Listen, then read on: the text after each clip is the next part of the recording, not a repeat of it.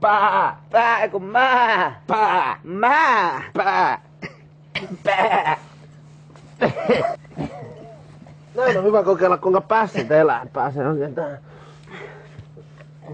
Pää!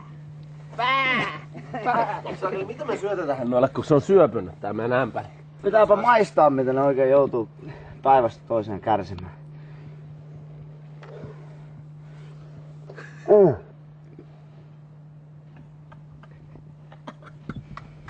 Jarppi Suomen kovin nuolia.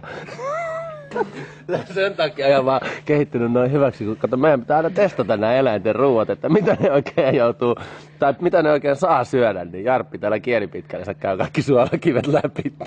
Niko, sunkin pitää vähän sitä maistaa. Tiedät, mistä mennään. Nyt olisi niinku kiva vaan tietää, että mitä tuo oikeasti on.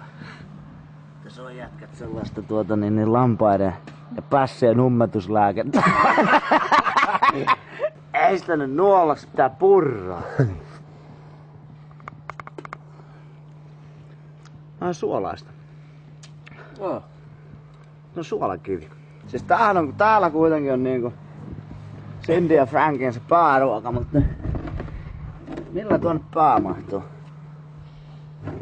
Katsotaan montako päätä sinne mahtuu, kun ne tulee kilpailemaan ruoasta. Hei, se on mun vuoro.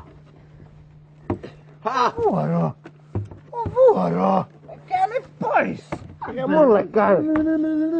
Onneksi mä oon kädellinen, mä voin huijata. Teilläkö ei oo nulla?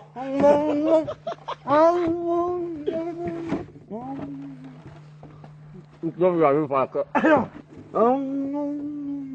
Ihan hyvä tuolkaa sinne. Vai mitä? Kyllä täytyy sanoa, että ei nyt ei kyllä voi niinku valittaa. Sen verran meillä on hyvät sapuskat, suolakivet, Mikkeli. Eikä hirveästi oo kustaa ja paskaa. Mutta on tää niinku testilaboratorio, niin ei oo pässinpää olla pässi. No ei oo passinpää olla kyllä passi. Pitäisikö sun nyt seuraavaksi mennä tuo Britneyn siko lähti vähän pyörimään? Ei se on niin aikaa sitten jo testattu. Silloin ihan hyvin asia.